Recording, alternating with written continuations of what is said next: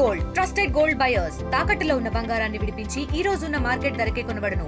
మరిన్ని వివరాలకు సంప్రదించండి 7771077720. విజయవాడ ఉత్సవ్ ప్రస్తుతం పొలిటికల్ హై డ్రామాగా మారింది. దీని గురించి మనతో మాట్లాడడానికి ఎంపీ కేసినేని చిన్ని మనతో ఉన్నారు. ఆయనతో మాట్లాడదాం. సార్, విజయవాడ ఉత్సవ్ ఎలా జరగబోతుంది? ఇవాళ మేమందరం కూడా విజయవాడ నగరవాసులు విజయవాడ ఉత్సవాన్ని ఘనంగా జరుపుకుంటాం. ఎందుకంటే విజయవాడ అంటే కనకదుర్గ అమ్మవారు, ఇంద్రకీలాద్రి మీద వెలిసిన అమ్మవారిని దేశ విదేశాల నుంచి భారీగా ఈ దసరా సమయంలో భక్తులు వచ్చి అమ్మవారిని కొలిసి విజయవాడ యొక్క ప్రతిష్ట అమ్మవారి వల్ల పెరుగుతూ ఉంది. ఈ పెరిగే క్రమంలో ప్రతిరోజు భక్తులు పెరుగుతున్న క్రమంలో మేము కూడా మైసూరు లేక దసరా ఉత్సవాలు ఎట్లా జరుగుతున్నాయి అదేవిధంగా విజయవాడలో కూడా ఒక ఉత్సవాలు జరగాలి. అప్పుడు దేశ విదేశాల్లో విజయవాడ పేరు కూడా మైసూరు ఉత్సవాలేగా మారుమోగుతుంది. ఇక్కడున్న చిరు వ్యాపారులకు కూడా కొంత వ్యాపారం దొరుకుతుంది. అంతేకాకుండా పెద్ద వ్యాపారస్తులు కూడా వ్యాపారం దొరుకుతుందని ఘనంగా ఈ విజయవాడ ఉత్సవాన్ని అమ్మవారి ఆశీస్సులతో అతి భారీ ఏర్పాట్లతో మేము విజయవాడ ఉత్సవాన్ని నిర్వహించుకోబోతున్నాం. విజయవాడ ఉత్సవ్ పేరుతో టీడీపీ నేతలు 43 ఎకరాల భూమిని కాజేయబోతున్నారని వైసీపీ నేతలు అంటున్నారు. దీని గురించి ఏమంటారు? అంటే 56 రోజుల్లో 45 లక్షలు ఇస్తున్నాం. గుడికి 2 లక్షలు సంవత్సరానికి కూడా ఆదాయం రాని సమయంలో 56 లక్షల భూమికి 56 రోజుల భూమి అద్దెకి 46 లక్షలు. అంటే మేము తీసుకునేది భగవంతునికి ఎంతో ఉపయోగపడాలి, చక్కగా వ్యాపారం చేసుకోవాలి మేము అని అత్యంత ఖర్చు ఇంత డబ్బులు మేము ఇస్తున్నాం. అంటే గుడి డెవలప్ అవ్వాలని. దాన్ని ఎట్లా కబ్జా చేస్తున్నట్టు 56 రోజులు నాకు తెలియదు, మీరే చెప్పండి. మరి వాళ్ళు ఏదో ఆరోపణ చేస్తున్నారని అడగడం కాదు. 56 రోజులే కదా మేము లీవ్ తీసుకునేది. కోర్టు కూడా 56 రోజులు మీరు చేసుకుని వెంటనే ఖాళీ చేయాలని కూడా ఇచ్చింది కదా. కాబట్టి 56 రోజులకి మేము 45 లక్షలు బందర్ వెంకటేశ్వర స్వామి వారి దేవాలయానికి ఇచ్చి మేము తీసుకోవడం జరిగింది. దేవాదాయ భూములు ఆదాయం పెరగాలి, దేవాదాయ ఆస్తులు పరిరక్షించాలి, దేవాదాయ భూముల్లో వచ్చే ఆదాయంతో గుళ్ళు మంచిగా అభివృద్ధి చెందాలని కోరుకునే మాది ఎన్డీఏ ప్రభుత్వం. మేమెందుకు కబ్జాలు చేస్తాము, మేమెందుకు ఇటువంటి పనులు చేస్తాము? ఎక్కడ ప్లేస్ దొరకనట్టు గొల్లపూడి లేని దేవాదాయ శాఖని లీజ్ తీసుకున్నారు అని అంటున్నారు. అంటే మీకు ఆ భూమి దక్కలేదనే వైసీపీ మీద విమర్శలు చేస్తున్నారు అంటున్నారు. నేను ఎక్కడ విమర్శలు చేశాను? నేను ఏ రోజు విమర్శలు చేయాలి. వాళ్ళు ఏదైనా ఇస్తే నిన్న కౌంటర్ ఇచ్చాం, కానీ ఇంతవరకు నేను ఎక్కడ వాళ్ళే ఆరోపణ చేస్తున్నారు 10 రోజుల నుంచి. మేము ఏమైనా ఆరోపణ చేసినా మీకు ఎక్కడ మీడియాలో కనపడిందా? మేము ఎక్కడ చేయలేం. మేము విజయవాడ ఉత్సవం చేసుకుందామని మేము అనుకుంటున్నాం. అనుకునే సమయంలో వాళ్ళు మనం చూస్తే విజయవాడలో అంతకుముందు ఎగ్జిబిషన్ జరిగే పీడబ్ల్యూడీ గ్రౌండ్ గౌరవ అంబేద్కర్ గారి విగ్రహాన్ని మనం స్థాపించుకోవడం జరిగింది. ఆ స్థాపించుకోవడం వల్ల ప్లేస్ ఎక్కడా లేదు. వాళ్ళ విజయవాడ నగరవాసులు అందరికీ తెలుసు, విజయవాడ నగరంలో ప్లేస్ లేకపోవడం వల్ల ఎంతో నగరవాసులు మొన్న వరదలు వస్తే చూడటానికి తండోపతండాలుగా అక్కడికి వెళ్ళారు. కాబట్టి 56 రోజులకి ఏం వస్తుందమ్మా నాకు అర్థం కావట్లేదు. నాకు వాళ్ళు మాట్లాడే మాటలు మేమైతే ఎక్కడ విమర్శ చేయాల. నిన్న వాళ్ళు కోర్టులో దాఖలు చేసిన దొంగ ఎఫిడవిట్లప్పుడు మాత్రమే మేము ఇట్లా చేస్తున్నారు, మభ్య పెడుతున్నారని విమర్శించడం జరిగింది. ప్రతిరోజు మీరు రాజకీయాల కంటే ఎక్కువ ప్రజాసేవ కంటే రోజు ఎంత డబ్బులు వచ్చింది సాయంత్రం అని ఇది ఎక్కువ కాన్సన్ట్రేషన్ చేస్తారని పేర్ని నాని ఇందాక ప్రెస్ మీట్లో అన్నారు. దీని గురించి ఇప్పుడు అంతకుముందు వివేకానంద రెడ్డి గారి హత్య జరిగింది. ఎవరి మీద తోశారు? గౌరవ ముఖ్యమంత్రి నారా చంద్రబాబు నాయుడు గారు చూపించారు. తర్వాత కోడికత్తి అని ఒక డ్రామా ఆడారు. అది కూడా ఎవరి మీద తోశారు? తెలుగుదేశం మీద తోశారు. అంతేకాకుండా గొలకరాయి అని ఇంకో డ్రామా ఆడారు. అది ఎవరి మీద తోశారు? అది కూడా తెలుగుదేశం నాయకులు చేశారని చేశారు. అట్లాగే మొన్న హెలికాప్టర్ డ్రామా. వీళ్ళకి ఒక ఫార్ములా ఉంది.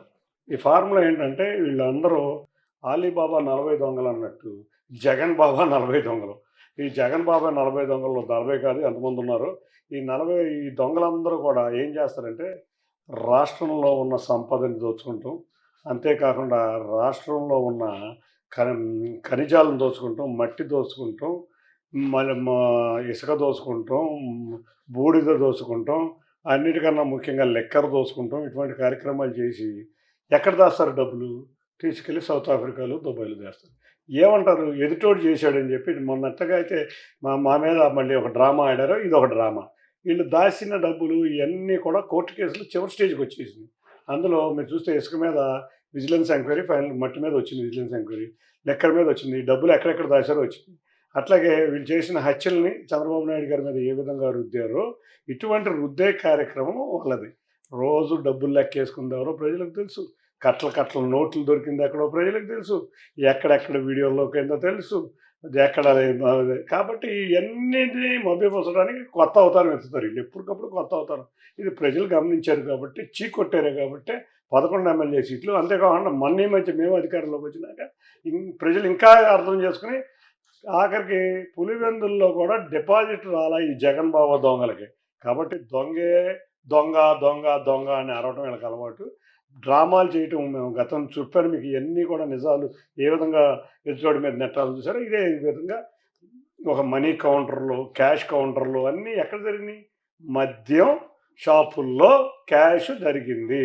మనీ మిషన్లు కొన్నారు. ఈ దొంగలందరూ కలిసి పంచుకుంటున్నారు కాబట్టి అంటారు.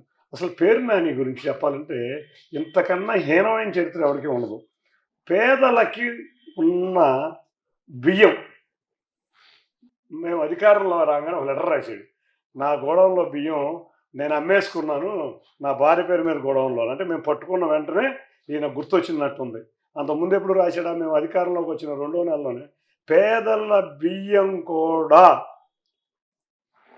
అమ్ముకున్న వ్యక్తి, పేదల భోజనం చేసే బియ్యాన్ని అమ్ముకున్న గజ బందిపోటు మా గురించి మాట్లాడలేదు. 2007 నుంచి భూ కబ్జాలు పాల్పడి దేవాదాయ శాఖ భూమిని ఆక్రమించుకున్న ఈ పేరుని నాని నిన్న మొన్న పేపర్లో రోజు పడుతుంటే దాన్ని డైవర్ట్ చేయడానికి మళ్ళీ ఒక డ్రామా ఆడతాడా?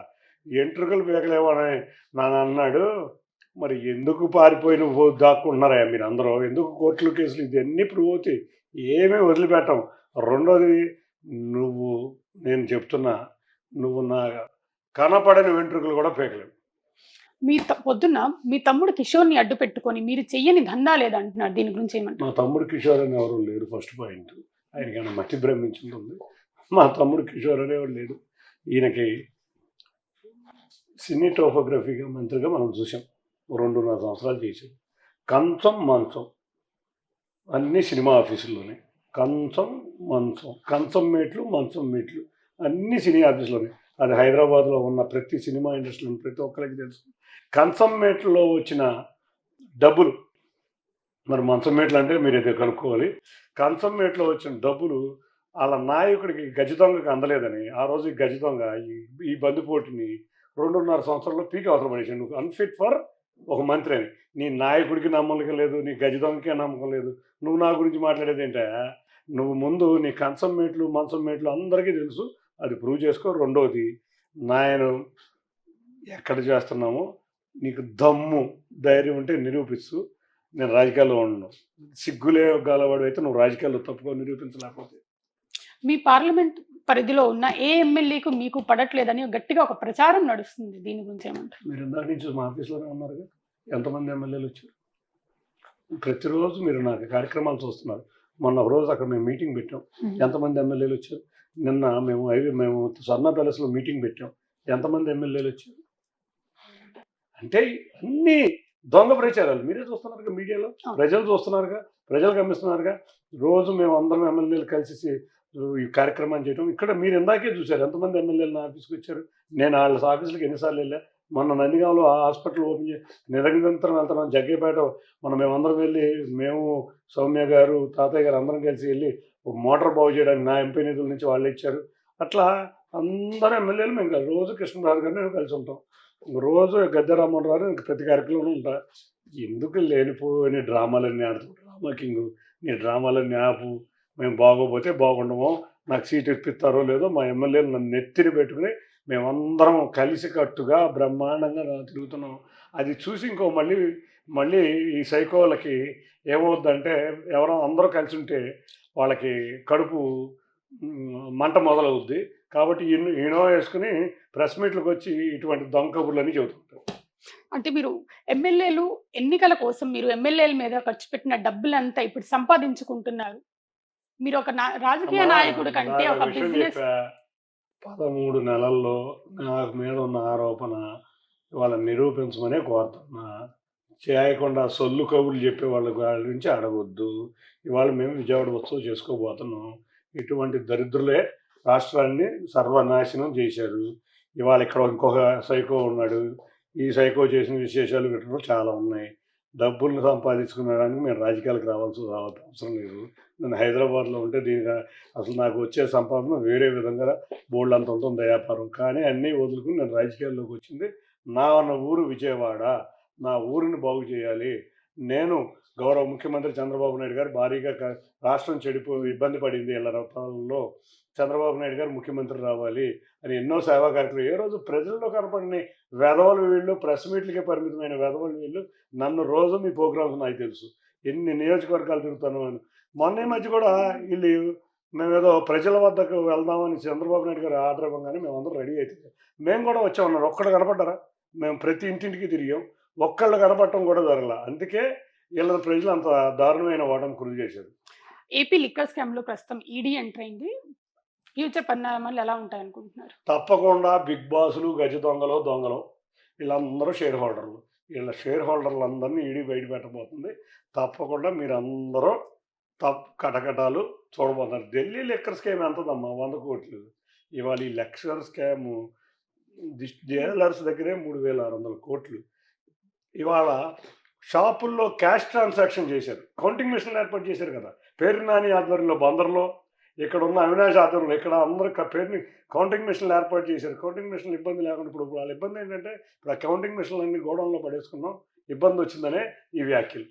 ఫైనల్గా విజయవాడ ఉత్సవ్ గురించి విజయవాడ ప్రజలకు ఏం చెప్పాలనుకుంటున్నారు? ప్రజలందరూ గమనించాలి. ఇవాళ మనం దసరా అమ్మవారి ఆశీస్సులతో ప్రతిరోజు దసరా సందర్భంగా ఎంతోమంది వ్యక్తులు మన విజయవాడ నగరానికి వచ్చి అమ్మవారిని దర్శించుకుంటూ ఉంటారు. ఆ వ్యక్తులందరినీ కూడా మనం గౌరవించుకోవాలి. వాళ్ళని మనం అతిథుల్లాగా ట్రీట్ చేసుకోవాలి. వాళ్ళు రేపు రాబోయే సమయంలో ప్రతి వ్యక్తులందరూ కూడా 2 రోజులు దసరా సందర్భంగా విజయవాడ వచ్చి మన ఆతిథ్యాన్ని తీసుకుని విజయవాడ నగరం విశిష్టతని అందరికీ తెలిసే విధంగా చేయాలి. అంతేకాకుండా మనందరం కూడా విజయవాడ ఉత్సవాన్ని, దసరా ఉత్సవాలలో ఉన్న సందర్భంగా జరిగే విజయవాడ ఉత్సవాన్ని కూడా విజయవంతం చేద్దాం. ఎక్కడో మైసూరులో బ్రహ్మాండమైన దసరా ఉత్సవం చేస్తున్నారు, మనం ఎందుకు చేయలేము అనే పట్టుదలతో మనం అందరం చేద్దాం. మనది విజయవాడ ఒక కళల రాజధాని, ఒక సాంస్కృతిక రాజధాని, ఒక కళాకారుని సత్కరించుకునే రాజధాని, ఒక సినిమా రాజధాని, ఒక ప్రెస్కు రాజధానిగా ఉండే ఒక ఆటోమొబైల్ రాజధానిగా ఉండే ఈ విజయవాడ నగరంలో మనం కళాకారులను గౌరవించుకుందాం, కళలను పోషిద్దాం. అంతేకాకుండా మన చిరు వ్యాపారులు కాంచి అందరు వ్యాపారులు కూడా ఈ ఉత్సవంలో వచ్చే వారి భక్తులతో మనందరం విజయవాడ వ్యాపార వర్గులందరినీ కూడా ఒకటే చెప్పాం, డిస్కౌంట్లు ఇవ్వండి, వచ్చే భక్తులందరికీ డిస్కౌంట్లు ఇవ్వండి. విజయవాడ ఉత్సవ సందర్భంగా వాళ్ళ వ్యాపారం బాగుంటుందని చెప్పాం. వాళ్ళు కూడా అందరూ అంగీకరించారు. ఎక్కడికక్కడ ప్రజలందరూ చాలా గొప్పగా రియాక్ట్ అవుతున్నారు. తెలుగులో న్యూస్ కి ఫాస్టెస్ట్ యాప్ ఇప్పుడు టోటల్లీ న్యూ అవతార్లో జస్ట్ 5 సెకండ్స్ లో కంప్లీట్ న్యూస్. సోషల్ మీడియాలో ట్రెండ్స్ కి one stop solution. Live TV app voice search option తో ఇప్పుడే డౌన్లోడ్ చేయండి లేదా అప్డేట్ అయిపోండి. యాప్ లింక్ డిస్క్రిప్షన్ లో ఉంది.